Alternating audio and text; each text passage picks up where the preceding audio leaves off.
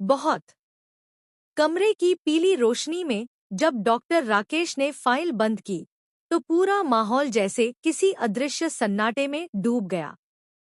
उन्होंने धीमे स्वर में कहा, आई एम सॉरी, मैं उसे बचा नहीं पाया।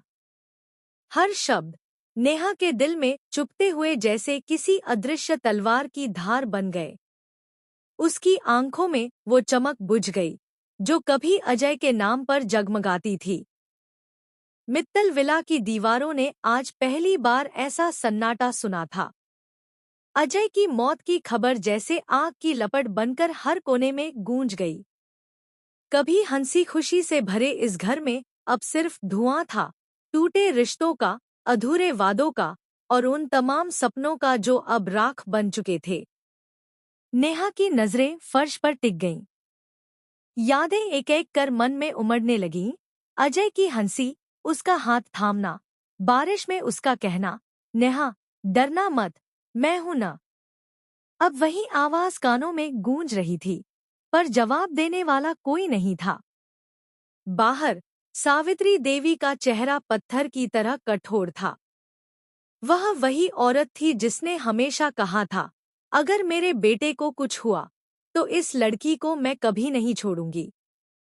आज वह वाक्य सच बनकर उसके चेहरे की झुर्रियों में लिखा जा चुका था। संजू ने कुछ कहना चाहा, पर शब्द गले में अटक गए। नेहा की सांसें तेज थी, मगर आंखों में अभी भी सच्चाई की एक लौ बाकी थी। अचानक कमरे में कदमों की आवाज गूंजी। नेहा की मां अंदर आई, चेहरा लाल, आंखें पथराई हुईं।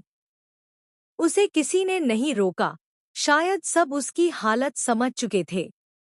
वह सीधी चौकी की तरफ बढ़ी जहां बंदूक रखी थी।